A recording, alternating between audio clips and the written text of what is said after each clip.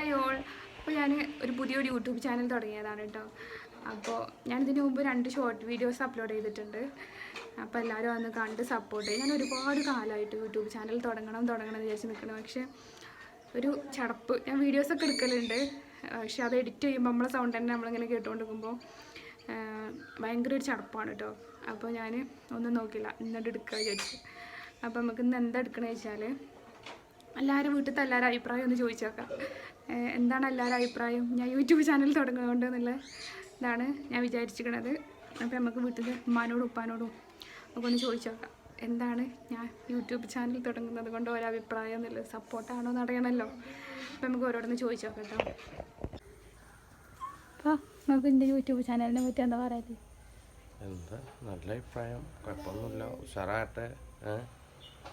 YouTube channel എന്ന് പറഞ്ഞാൽ അങ്ങനെ തന്നെയാണ് ഒക്കെ റെഡിയായി ഇങ്ങനെ വരണം, പിന്നെ ക്ലിയർ ചെയ്തൊക്കെ ചെയ്യുക, അതൊക്കെ തന്നെ നല്ല അഭിപ്രായമാണ്.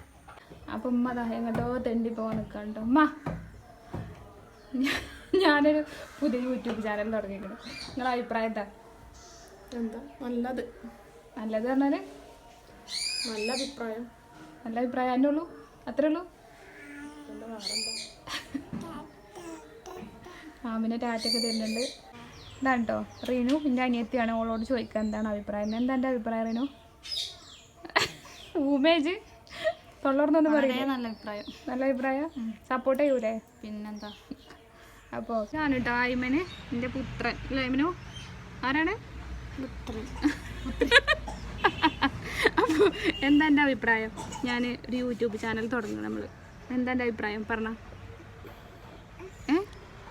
അഭിപ്രായം എന്താണ് പറയേ?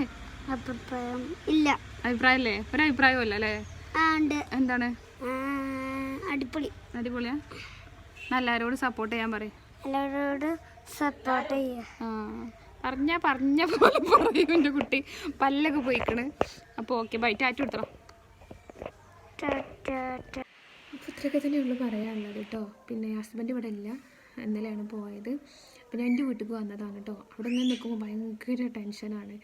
1.5 മാസത്തോളം കൂടെ ഉണ്ടായിരുന്നതല്ലേ, അപ്പോൾ ഭയങ്കര ടെൻഷനാണ്. അപ്പോൾ ഒന്ന് ഓക്കെ ആവാൻ വേണ്ടിയിട്ട് ഇവിടെ വന്നതാണ്. ഇവിടെ അനിയത്തി മക്കളൊക്കെ ഉണ്ടായതുകൊണ്ട് അപ്പോൾ ഇങ്ങനെ ഇങ്ങോട്ട് വന്നതാണ്. അപ്പോൾ ഒന്ന് ഓക്കെ ആവുമല്ലോ എന്ന് വിചാരിച്ചിട്ട് വന്നതാണ് കേട്ടോ. മോനായാലും എനിക്കും ഭയങ്കര ടെൻഷനാണ്. ഇങ്ങനെ കൊണ്ടു നടക്കണല്ലേ, വണ്ടിയിലൊക്കെ ഇങ്ങനെ കൊണ്ടുപോകണമല്ലേ, അപ്പോൾ ഭയങ്കര ടെൻഷനാണ്. അപ്പോൾ അങ്ങനെ ഇങ്ങോട്ട് വന്നതാണ് കേട്ടോ. അപ്പോൾ ഓക്കെ ഇത്രയൊക്കെ തന്നെയുള്ളൂ പറയാനുള്ളത്. അപ്പോൾ ഇഷ്ടപ്പെട്ടാൽ ലൈക്ക് ചെയ്യുക, ഇഷ്ടപ്പെട്ടിട്ടില്ലെങ്കിൽ ഡിസ്ലൈക്ക് ചെയ്യുക. അപ്പോൾ ഓക്കെ, താങ്ക് യു.